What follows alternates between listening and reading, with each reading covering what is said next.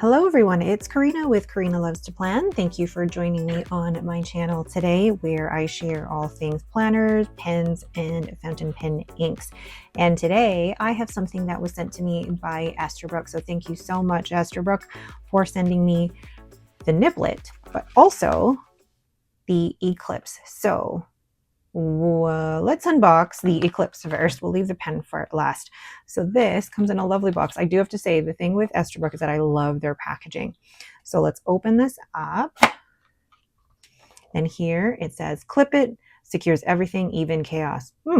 Snap it, locks it all down, even the impossible, and share it, organizes your ideas because there's always someone who loves them. So let's open this up. Now, I don't know if I'm doing this properly. Oh, yes. Oh, cute. Very, very cute. I love that. So this, okay, so this is, I think, yeah. Is this stuck to something? It is.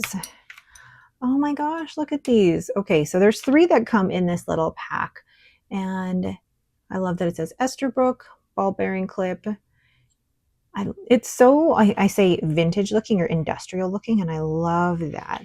So then each clip it, I think, comes with some note paper. Really cute. So these are like, I may not be doing the right thing by doing that. Maybe let's not do that. Okay. But I like these that I'm going to undo that here. These are very strong.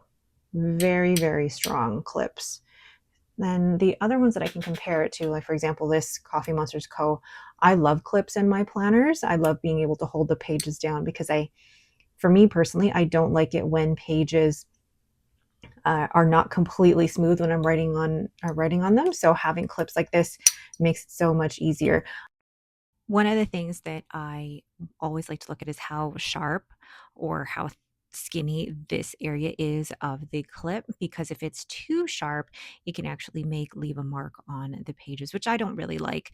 This one isn't too bad, but it's probably one that might leave a mark on my pages, which I don't really like. But overall, I think these are so cute. I love the vintage look of them. And now let's see if I can put these back together.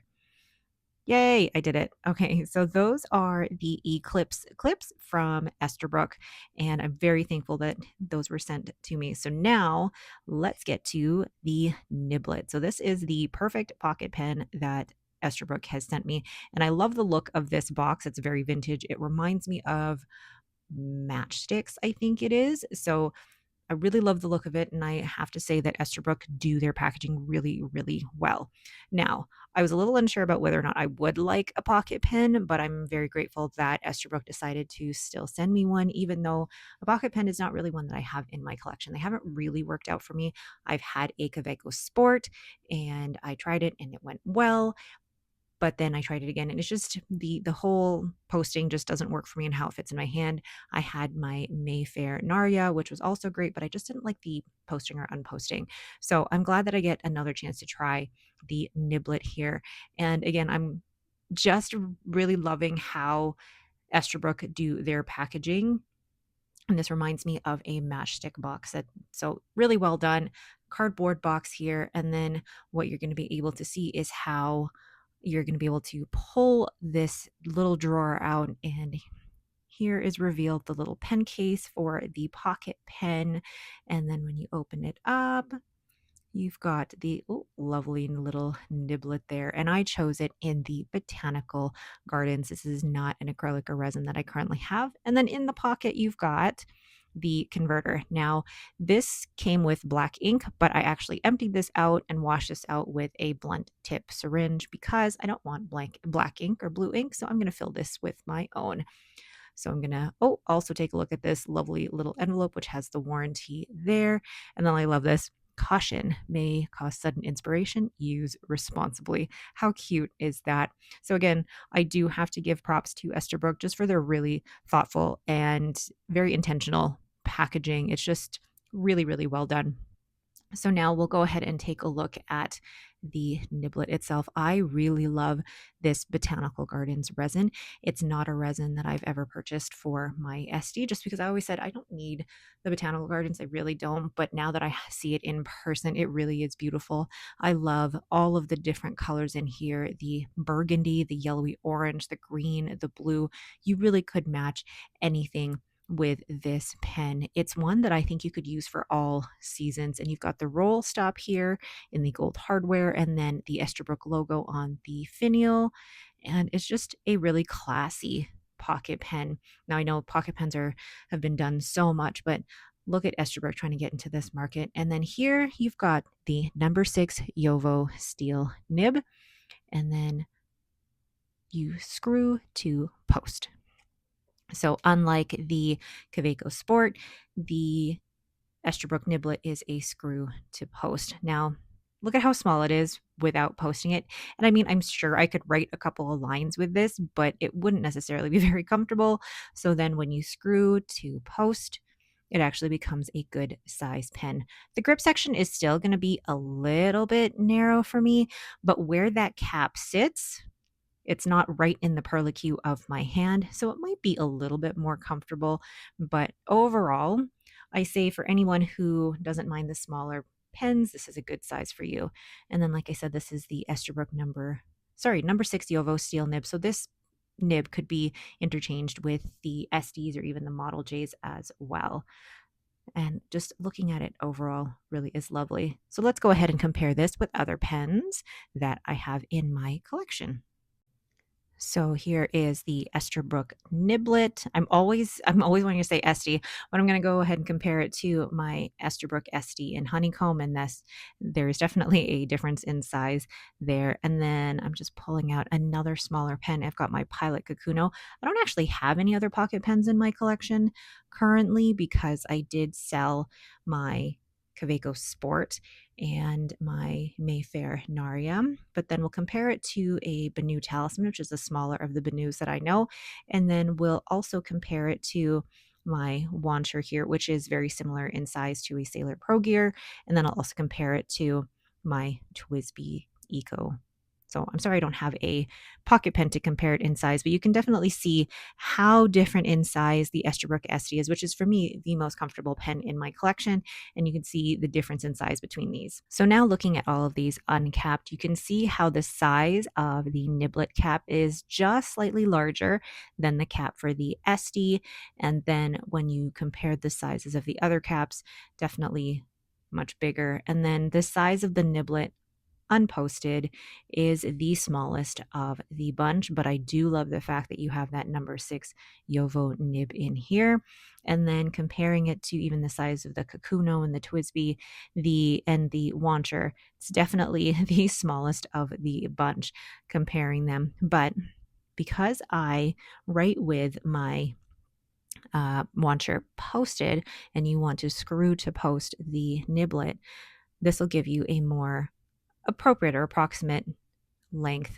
So look at how it's actually now longer than the Esterbrook SD. I mean, the Wancher is still going to be the longest, but look at how much it's increased in length when you post it and how it fits into your hand that way. I mean, the grip section is definitely a little bit smaller, but it still makes a good size pen in the hand.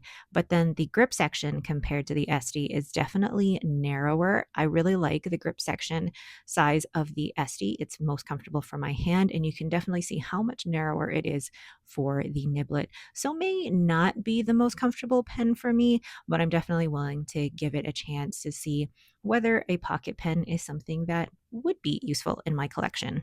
So now let's go ahead and weigh this pen here, and it is 14 grams. And if you want to just weigh the pen portion without posting, it is 8 grams, and the cap is 6 grams. So a very lightweight pen, if that's something you're at all worried about. So 13 or 14 grams.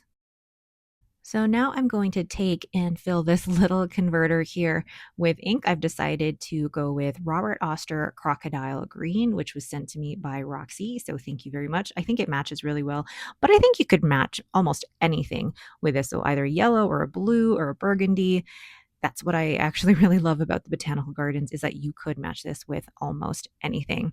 So I'm going to grab my syringe here, and my syringe is going to be what I'm going to fill up my ink with. But I also wanted to compare this to my Zodiac Penco here, because somebody asked me if this Zodiac Penco, the one that I'm working on with Bart, is very similar to Botanical Gardens. And you can see that there's a lot more yellow in the Botanical Gardens. It's a lot warmer, whereas the one from Zodiac Penco has more purples and more greens and blues. There's hardly any yellow in it. So they're definitely very different in terms of acrylic.